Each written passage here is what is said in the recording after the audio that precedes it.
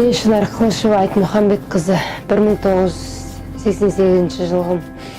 Семей қала Шығыс Қазақстан облысының тумасымын. Жолдасым Жарқынбек Отан 1987 жылғы. Жарқынбек Отанұлымен екеуміз 2012 жылы отбасын құрдық. Ортамызда бір ұлымыз бар. Ақжол Жарқынбекұлы 2013 жылғы. Жарқынбек Отанұлы 2016 жылы желтоқсанда Қытай жақ шақыртып бір қағаз қол қойып кет дейді. Сонымен кетеді. Кеткеннен кейін бұл шекарадан кіргенде Шынар мен жеттім дейді. Сол бір хабар алам, содан бұл із-түзсіз жоғалып кетеді.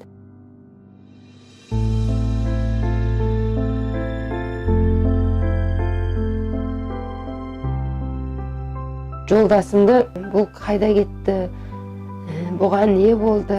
Сыртқы істер министрлігіне барам, арызданып, ішкі істер министрлігіне бармаған жер болмайды. Одан осы Алматыдағы көші-қон басқармасына да барам. Мен компьютерден тексеріп беріңіз жолдасымды.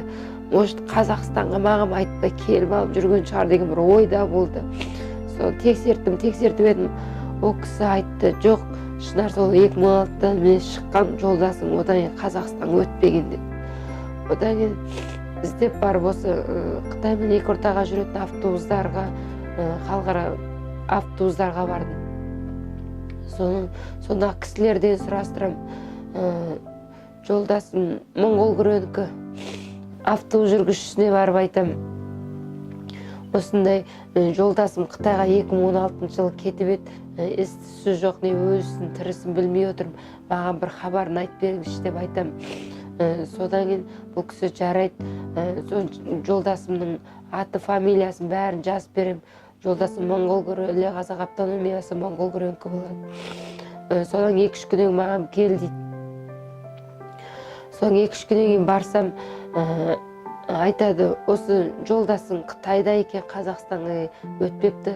Олар Қытай паспортын алып, сол Моңғол күрені саяси лагеріне қамап тастаған дейді.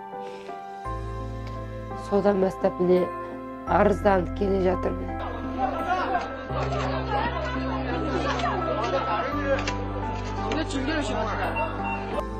2 жыл болды.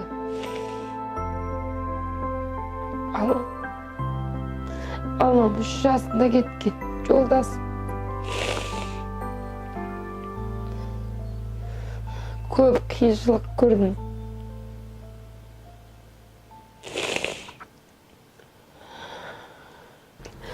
Түнгі 2-де үйден шығарып жегеннен бір тәтеге бардым, таныс түнгі 12-де.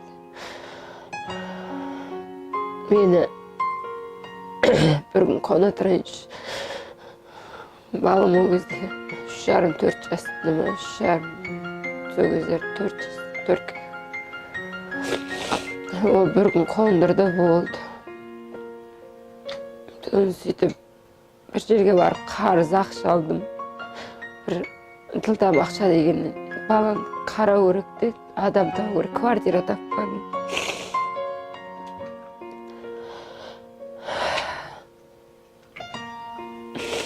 Соны 50 мың ақша алып алдым, соны 30 мың квартираға бердім.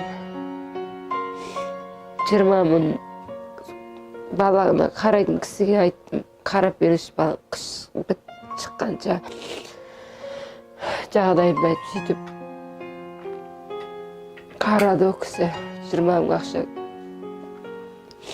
Ол үй болды, о да бір квартирант үй, сол мен квартирант ол кісіде. Мен де квартирантпын, соның үстіне мен алды. Мен өтінгеннен қиналып тұрмын, баратын жерім жоқ дегеннен кіргізіп баламды қарады. Бала сияқты ойнағанда жоқ, садикке де барғанда жоқ. Ойыншығы да болған жоқ баламның.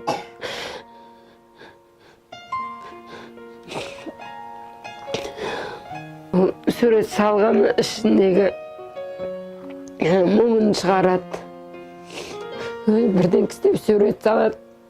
Мамам, папам, сен мама. Үйдің суретін салады. Keyin öskende osuna üy ap berem. Men senlerdi bagam, papam kese. Ekemlerini jakсы görem. Только öz papam kesinçe mama dep.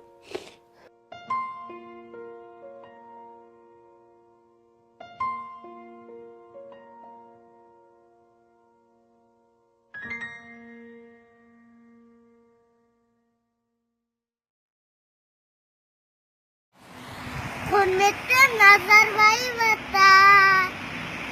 Papamды қайтарып беріңіз. Алматының Семейден келдік. Papamды қайтарып беріңіз. Өзінен сұрайын. Алладан кешкіден тілейін. Кешкіден тілейін. Papamды қайтарып беріңіз.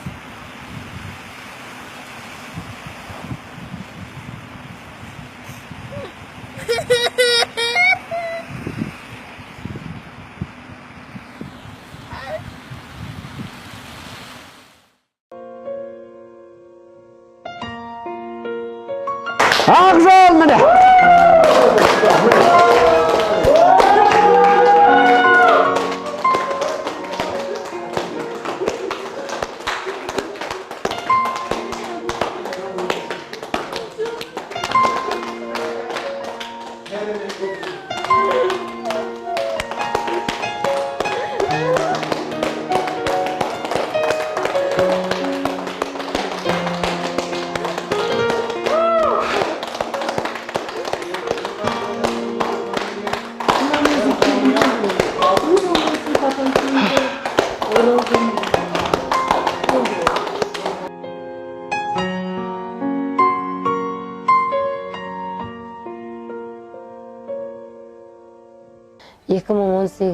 жылы 18 қазан күні күйеуім отбасыма аман есен оралды. Осыған күш салысқан елбасымызға, Сыртқы істер министрлігіне және атажұрт еріктілеріне үлкен рахметімді айтамын.